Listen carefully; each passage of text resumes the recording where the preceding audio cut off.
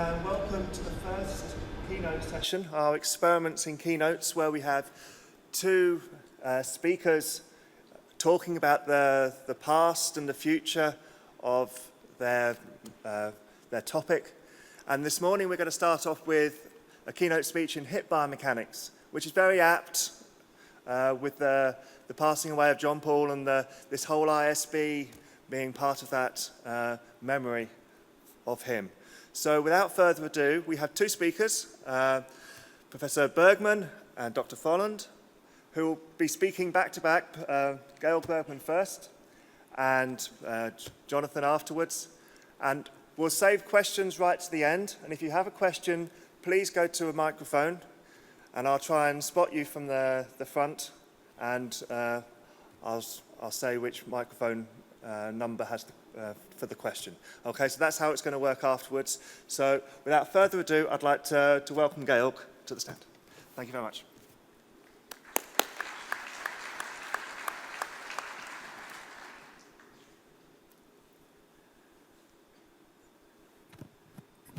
Mr. Chairman, ladies and gentlemen, it's a big honor for me to stand here and give a talk about hip biomechanics in the city of Glasgow, where John Paul became famous for hip biomechanics and to be cooperated with his institute about 20 years ago.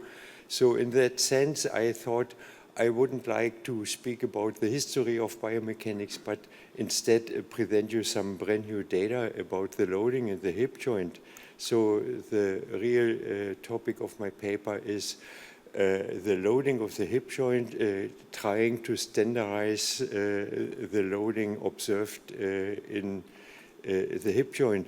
And certainly that's not the work of myself alone, but of several long-term cooperators. So why should we know about the loads acting at the hip joint? There are a lot of reasons, all of you know.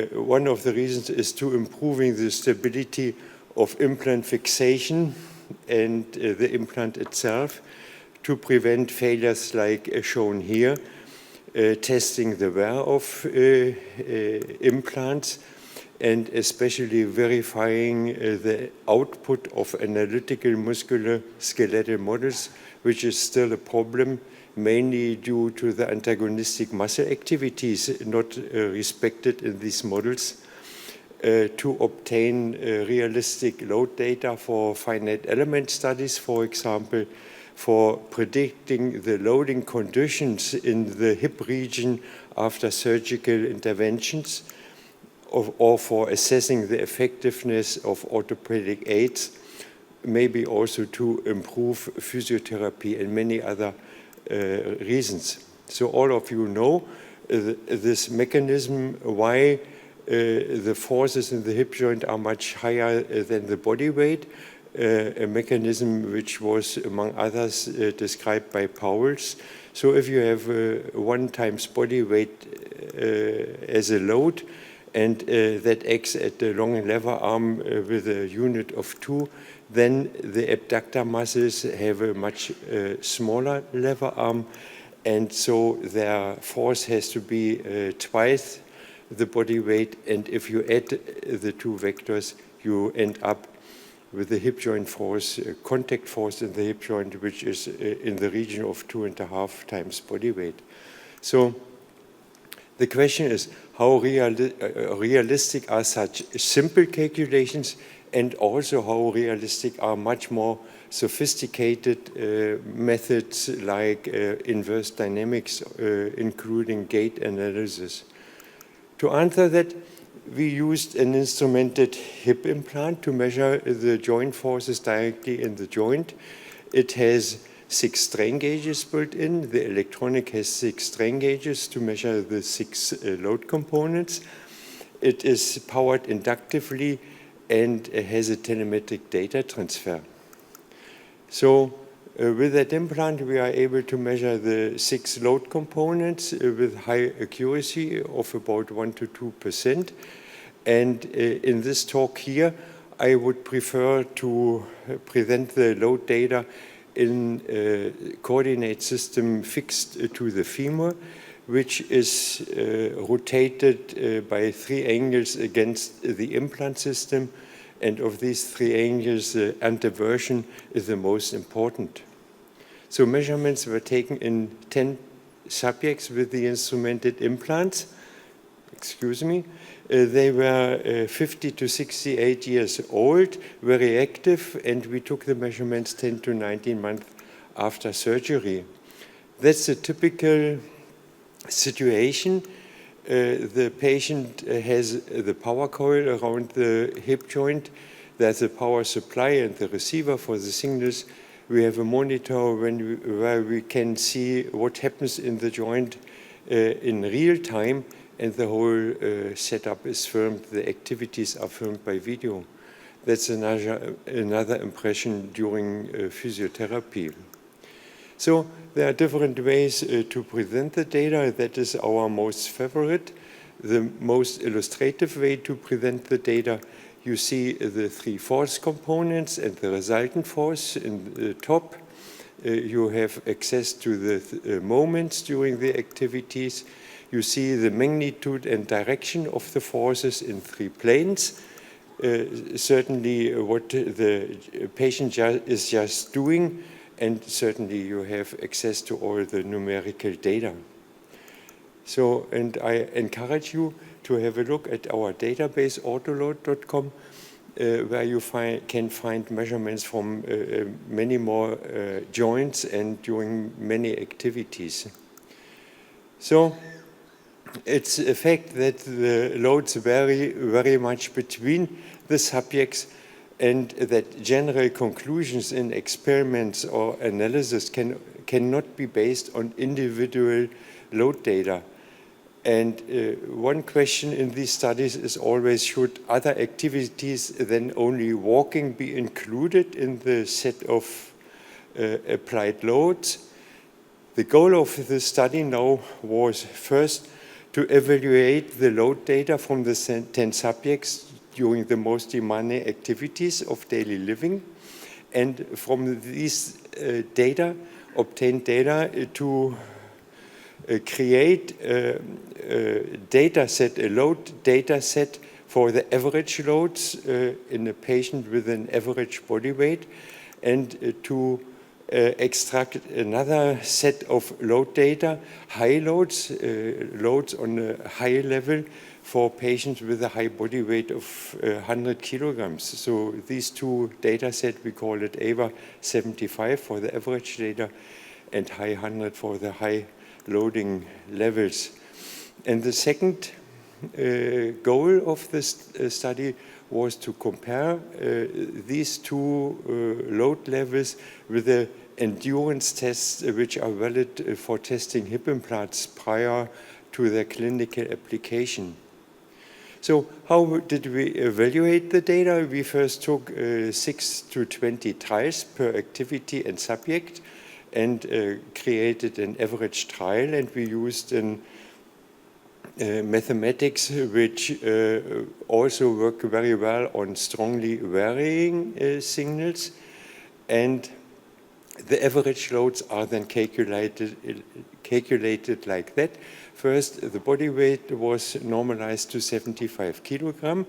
Then we averaged the single trials within the single subjects. And finally, we averaged the load patterns of the 10 subjects. So that is the typical load for a typical subject with an average body weight of 75 kilogram. And based on the average loads, you see here in black, we looked for the peak forces in the different subjects. We identified the highest of the peak values. We increased the average load to that level. And finally, we increased the body weight to 100 kilograms. So that is what we then call the high 100 loads. That are the load levels for patients with a high typical loads and a high body weight. That was our way how we tried to standardize the hip joint loadings for a lot of applications. And that amplification factor from the average to the high loads was then applied to all the other 5 components, load components. So this way we were able to calculate typical 6 load components, the average loads, the high loads, and we did that for 9 activities of daily living, the most frequent activities of daily living, namely walking, going up and down a staircase, standing up, sitting down, the 2- and 1-legged stands, the knee bend, cycling as a low power activity, and for slow jogging. So that are activities which are typical for elderly patients. We didn't include any kind of sports in the data set. So that is the first result. That are the time patterns of the average subject, the high 100 forces for the different activities. That is the resultant force, and it starts with cycling at a very low level. Then comes walking. The 1-leg stance creates, on average, higher forces than walking. Then comes going up a staircase, going down a staircase, standing up. That's an interesting activity. And finally, jogging. So many of you may ask why the forces when standing up are so high, although the activity is performed on 2 legs. To explain that, I show you the average loads of the single patients, and they are ordered in or arranged in the order of the increasing magnitudes, and that is the average subject. And you see there's one of the subjects, number 6, which has much higher forces during the 2-legged activities, sitting down, standing up, and squat. And what was the reason for that was that this patient had difficulties with the other leg.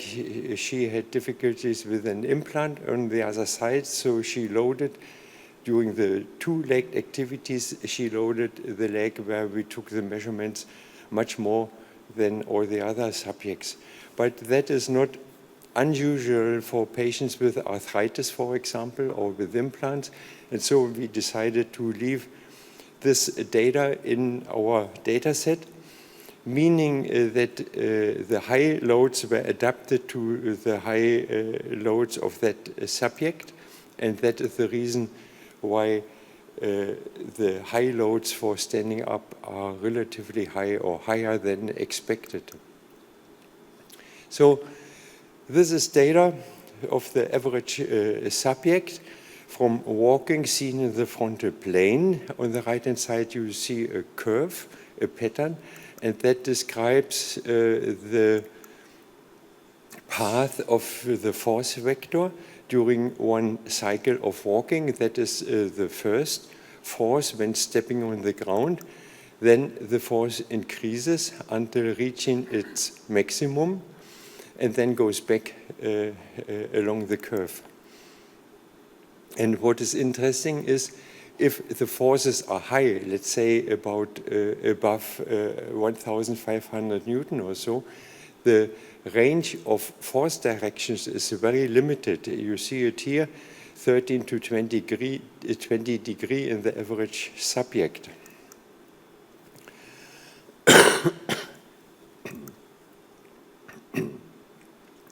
There's another example for these constant load directions. So the patient is jogging, and you see that at least the high forces are always acting from nearly the same direction. The lower forces have very different load directions, but the low forces are not so decisive for the stresses and strains, let's say, in the bone or in the implant. So here, that is a summary of the peak forces from all the average patient, the high loads in the average patient, you see this point has to be connected with the origin of the coordinate system, and then you get the force vector from jogging, cycling, and for the other 7 activities. And that is an example for walking, the peak force during walking in the 2 planes. And again, having a look at all the different activities, the peak forces act within a small range of load directions. That range is only 8 degrees in the frontal plane and 14 degrees in the sagittal plane. So very constant force directions during any kind of activity. So the second question was, how do these in vivo forces compare to the current test standards for hip implants? There are 2 test standards. One is 72064, and that describes how the stem of implants have to be tested with a sine wave load and a certain inclination of the implant. The implant is embedded only along the lowest 40% of its length, so the moments and stresses at the red level are tested, and the test force is 2,300 Newton and has to be applied for 10 million cycles for testing the stability of the implant. The second test is for testing the neck.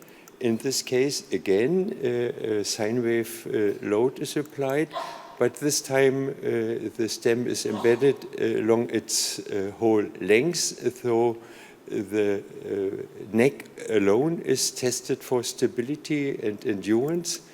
The force is much higher, 5,300 Newton, and again, 10 million cycles have to be applied. And in the following data sets or presentation, all these loads relative to the implant are transferred to our system, which is fixed to the femur, to compare them with the in vivo data. So that are the average loads for the different activities, and that is the ISO standard. The peak force of the ISO standard for testing the stem.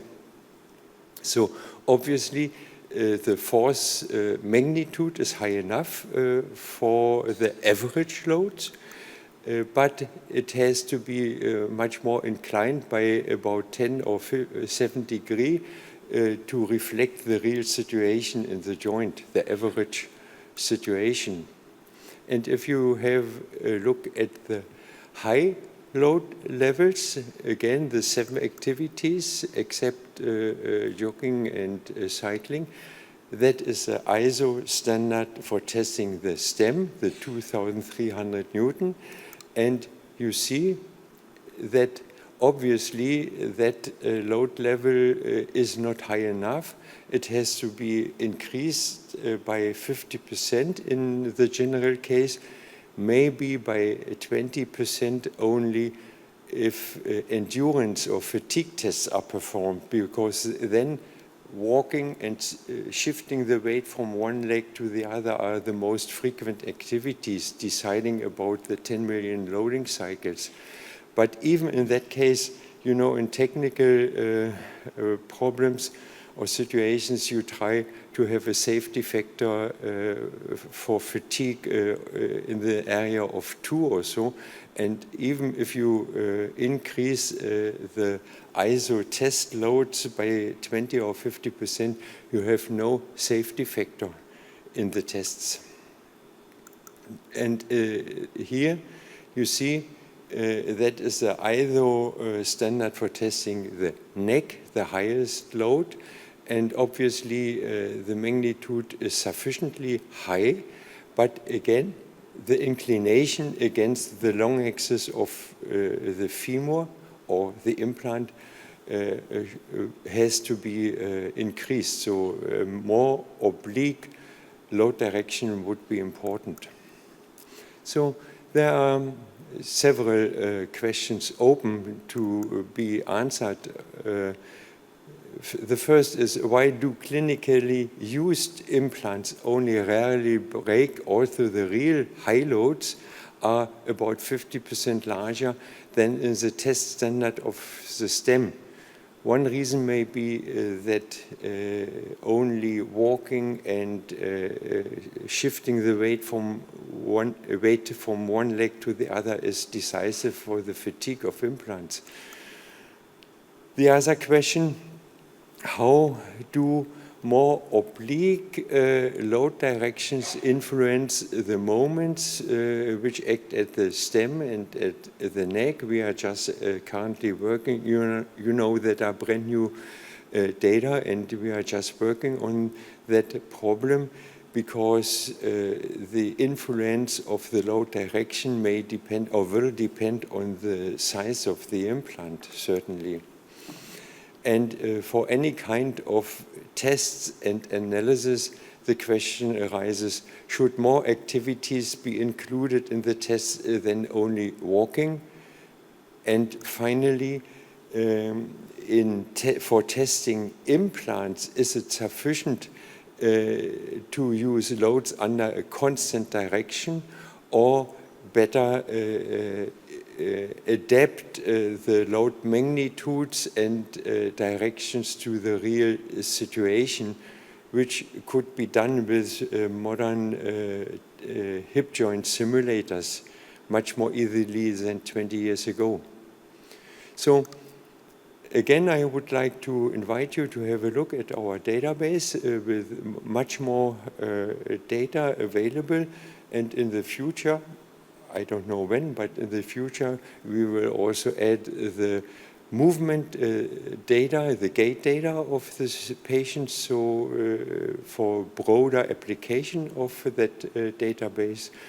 And just to give you an example, this patient is kicking a ball and the force goes up to 5.5 times body weight, which is above the levels we used for our average and high load data sets. So with that, I want to thank you for your attention and certainly all my co-workers. Thank you.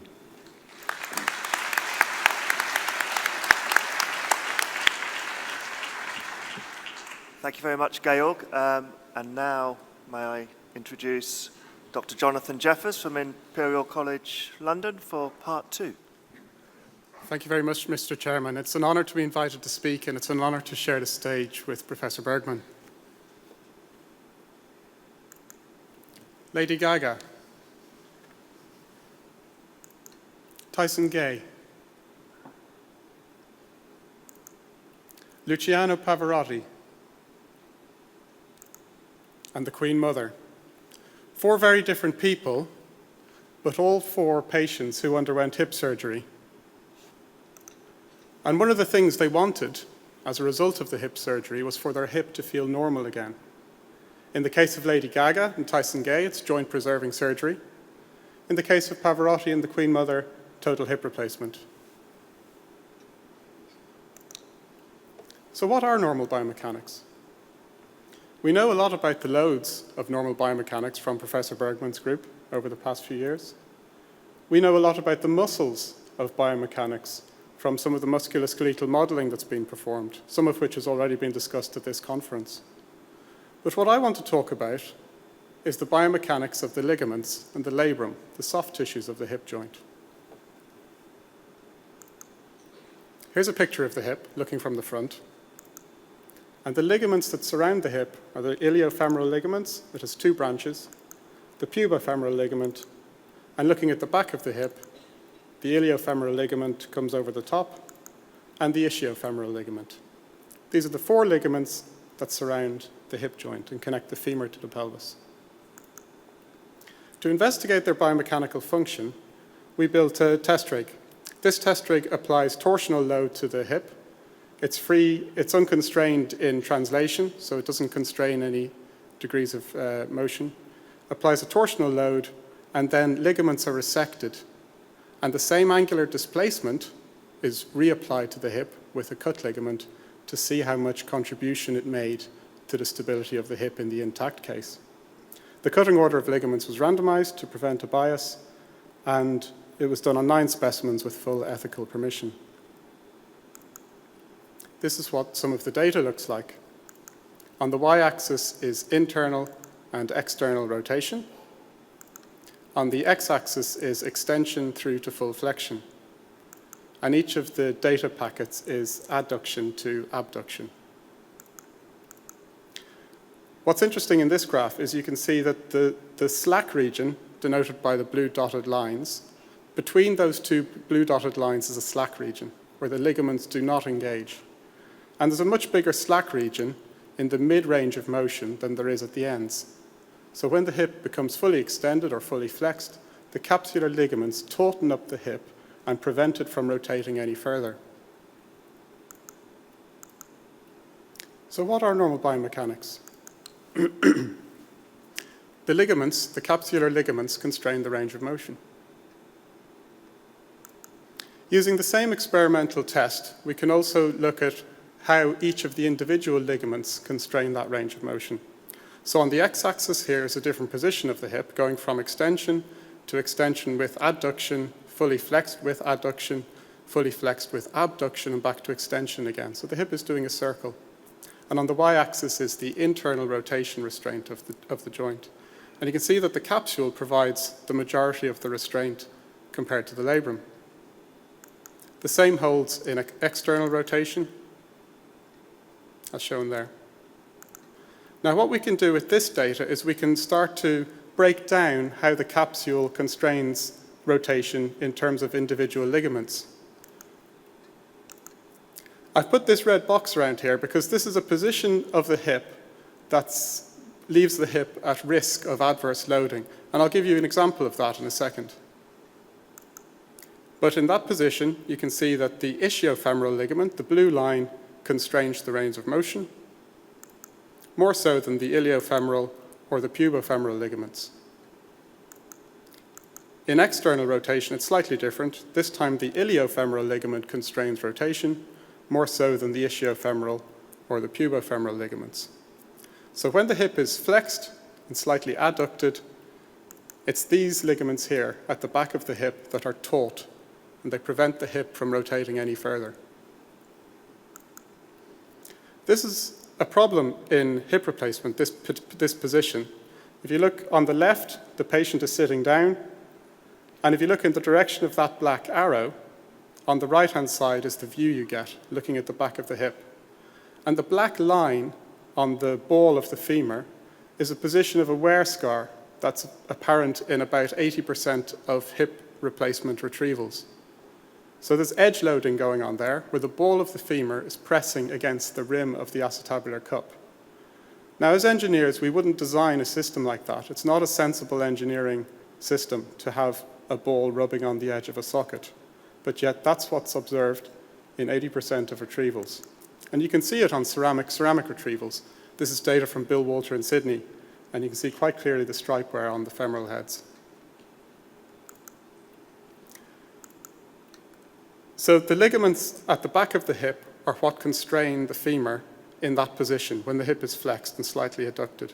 And the reason why total hip replacement generates that damage, that particular pattern of damage, is because of the cuts that the surgeon makes to get into the hip.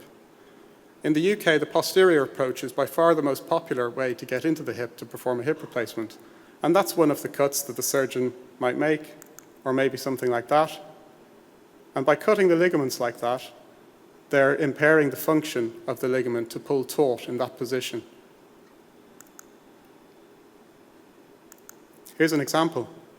So on the left-hand side now, you can see the natural hip with that ischiofemoral ligament. That's the ligament at the back of the hip intact. And you can see when the hip is flexed, the ligament is taut. If we resect that ligament, the ball of the femur is starting to look quite exposed. You can see it rubbing on the back edge of the socket. If in these two photographs, if you now look from underneath the specimen, looking up on them, this is the view you get. Tension in the ischiofemoral ligament, it's taut, must be reacted by compression at the hip interface, the hip contact interface. And that compression will add to the net hip joint reaction force, pulling it inboard into the socket away from the edge. Resection of that ligament moves the resulting load vector from going into the socket more towards the edge and might leave the hip at risk of edge loading. So those ligaments, as they pull taut, when the hip is in a position at risk of edge loading, may be the body's self-defense or the hip's self-defense against edge loading mechanism, which is lost after a total hip replacement. Normal biomechanics. The ligaments might move the joint load in from the edge of the acetabulum. The last example isn't work that I've done, but it's work that a colleague has done, Phil Noble in Texas, and he's done a lovely study on fluid flow in the hip. There's two compartments in the hip. There's a central compartment and a peripheral compartment. The central compartment is the space between the two cartilage surfaces, and the peripheral compartment is the space still within the joint capsule, but outside the cartilage surfaces. And they're separated by the labrum. The labrum seals around the acetabular rim and seals onto the femoral head. What Phil Noble's group did was they applied fluid pressure into the central compartment and measured how much pressure they could get in there before it started to leak out into the peripheral compartment. And this is their paper, American Journal of Sport Medicine in 2014. And they found that about 10 kilopascals of pressure could be generated in the central compartment before it leaked out into the peripheral compartment. They also found that the pressure that could be generated varied depending on what position the hip was in. So if there's a way for the fluid to pass from the central compartment to the peripheral compartment, there must be a mechanism for the fluid to go from the peripheral compartment back into the central compartment. And that might be something to do with the capsular ligaments pulling taut, tightening up the hip joint, reducing the volume of the peripheral compartment such that the fluid is replenished in the central compartment. But we don't know if that happens or not. Normal biomechanics. The labrum and capsule regulate the fluid flow. So we started off the presentation with our patients who are undergoing hip surgery. If we consider total hip replacement, we can now ask if these biomechanics are being restored. And the answer is no, no, and no. They can't be restored because the capsular ligaments aren't repaired. In the cases where they are repaired, in the UK, again, posterior approach, the posterior ligament can be taken as a flap with the external rotator muscles, which are also cut to access the hip, and stitched into the greater trochanter, thus losing the line of action of the ligaments and also losing their tension. So it can't be a biomechanical restoration. What about joint preserving surgery? Are these biomechanics restored after joint preserving surgery? Well, it depends. The most common form of joint preserving surgery doesn't repair the capsular ligaments. And this can be done either as an open procedure or via arthroscope, but the ligaments aren't repaired in the majority of this surgery. But some groups do repair the capsular ligaments. And a lovely study published from Frank et al., again, American Journal of Sports Medicine in 2014, compared two cohorts of patients, one with a partial capsular repair on the left, and another group with a total capsular repair on the right. And they found that when the capsule was completely repaired, the patients had significantly improved outcome measures, functional outcome measures. So in that case, the range of motion restraint is being restored. The load contribution is being restored, but you'd need a watertight seal on that repair to restore the fluid flow between the central and the peripheral compartments. So we don't know if that happens or not. So this leaves more questions than answers. What tension should be in the ligaments? What are their line of actions? Should we be repairing them with grafts? What does the zona orbicularis do? How does the cartilage behave if the labral seal is disrupted? How does the fluid get replenished? Where should the arthroscopic portals be? And I think all these questions mean that a hip biomechanics talk will be a keynote lecture at this conference for a few years to come. Thank you.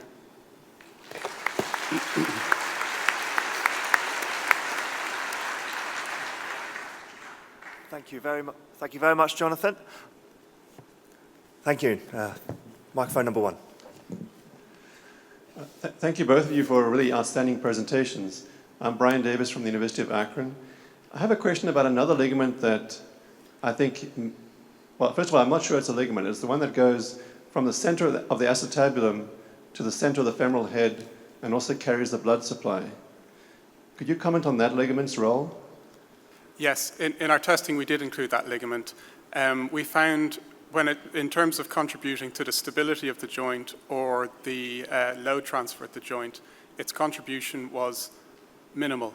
That's why I didn't even show it on the graphs. But regarding the blood supply, I agree that that might be an important role of that. But in terms of its biomechanical stability, it's by far secondary to the ligaments that surround the hip. Part of the reason for me asking is because as a mechanical engineer, you would rarely think of putting a ligament or a blood supply between a spherical head and the socket, because you'd think that when the person's doing flexion, extension, and adduction, that in some cases that blood supply would be impaired. So I've always wondered how the blood supply is maintained in the presence of these hip movements. There is a little bit of clearance in the acetabular cavity. In the glenoid fossa, there remains a little bit of space for that ligament to have some space. But certainly in certain activities, particularly where it does pull taut in internal rotation, it will take load, yes. It'll be squeezed. Thank you. Microphone number 4. Yes, Professor Bergmann, thank you for your nice presentation. I'm Wafas Khalif from Arts et Métiers Paris-Tech, and I had a question.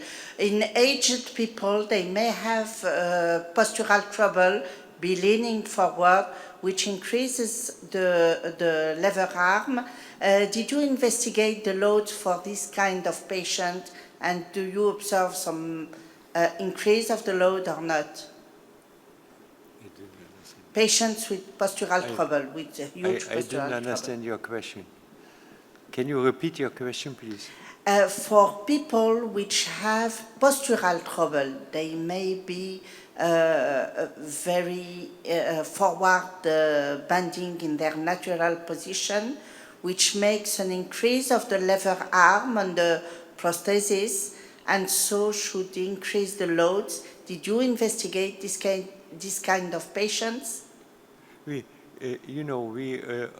have only included these 10 patients that were quite normal patients, so I can't answer your question.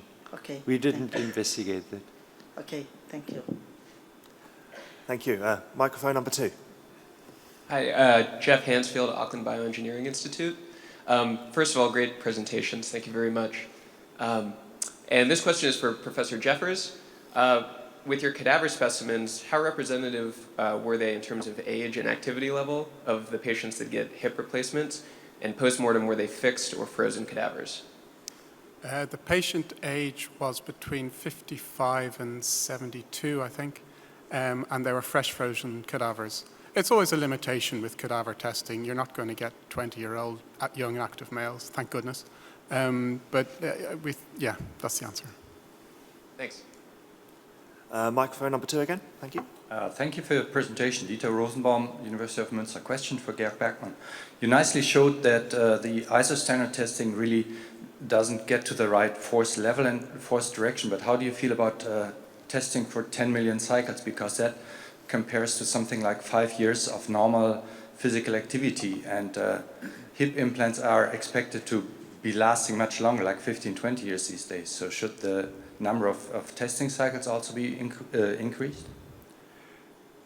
Normally if you test technical devices for fatigue, you only have to apply 1 million cycles, because it's known that metals, at least metals, they are stable forever if they survive 1 million cycles at a given load level. So as far as I know, in these ISO test standards, originally 20 years ago, there was only 1 million cycles asked for. And I don't think that even 10 million cycles are necessary. I think 1 or 2 million cycles are enough.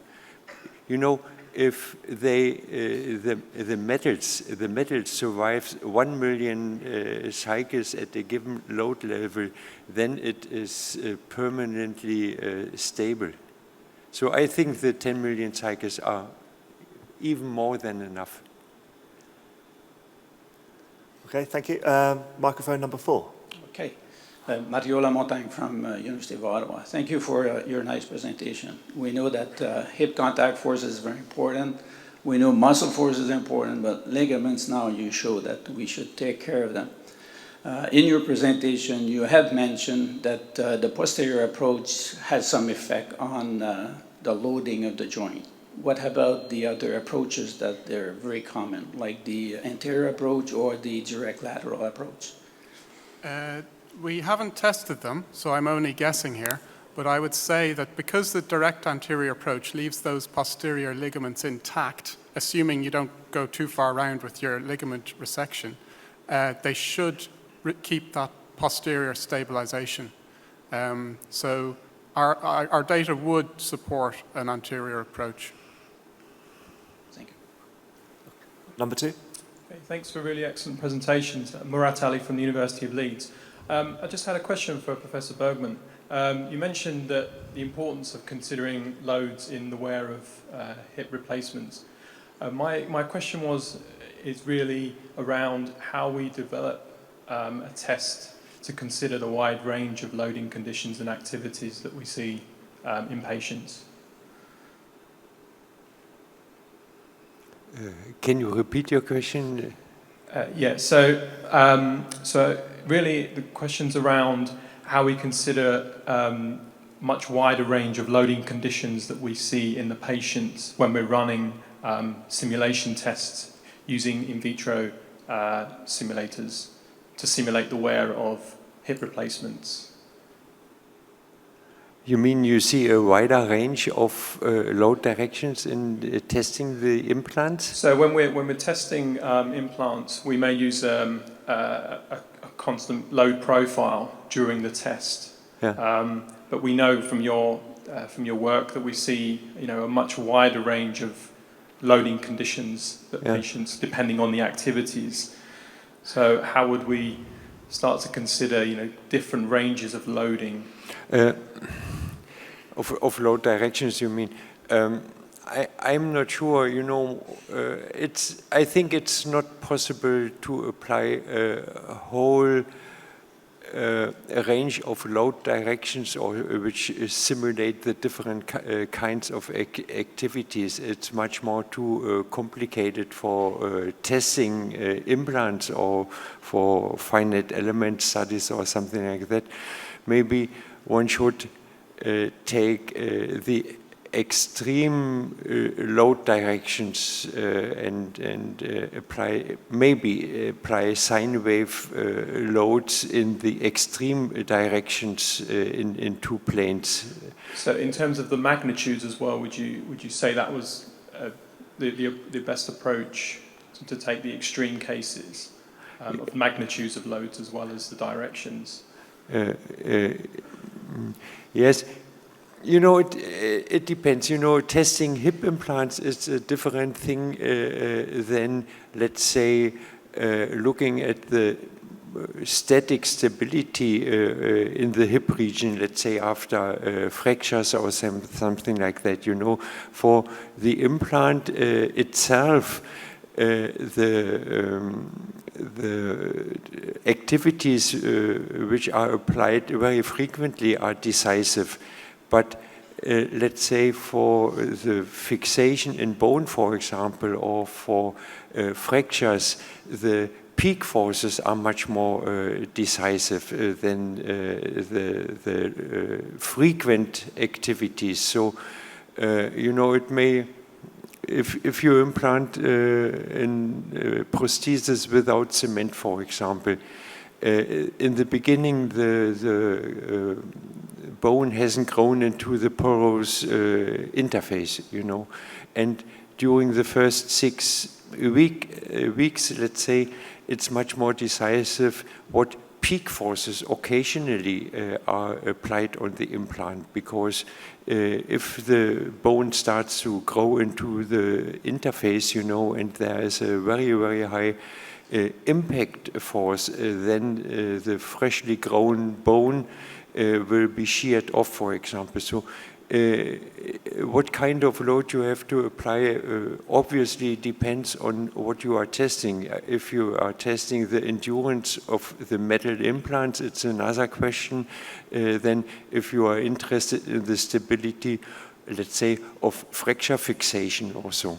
So even if we say we have now 2 standard load sets for average and high loads, it may happen that other loads may be much more decisive. For example, years ago we saw in our first hip subjects forces up to nearly 9 times body weight when stumbling, for example. And that is, if you have a fracture of the neck of the femur, for example, that may be much more decisive, that one event load much more decisive than the frequent loads during walking or so. So still now you have to decide what kind of load is the right one, which kind of load set is the right one for the different problems. Okay, thank you. Okay, thank you very much. I think we've got time for one more question. I believe it was the man behind number 2. I'm sorry, 1 on 4. Number 2, please. Well, thank you for your great presentations. I'm Georg Bergmann from UT El Paso. I have a question for Professor Jeffers. In your in vitro experiments, you do not apply any muscle loading. Do you think that applying those loads would eventually change your results and maybe minimize the role of the ligaments? When we applied the loads, we applied the net joint reaction force as determined by this guy here. Okay. So that was inclusive of the muscle loads. But we didn't apply muscle loads implicitly in the model. We relied on Professor Bergmann's data for that. Muscle loading shouldn't affect the results of the study, but obviously they work in tandem. But the ligaments, the sort of take-home message from my presentation, I would say, is the ligaments are the hard stop of the joint. They stop it rotating where it shouldn't rotate to. Thank you. Okay, may I just ask you all to thank Georg and Jonathan again for eloquently and clearly showing that whilst we've come a very long way, there's still plenty much to do in this field. So please, thank you.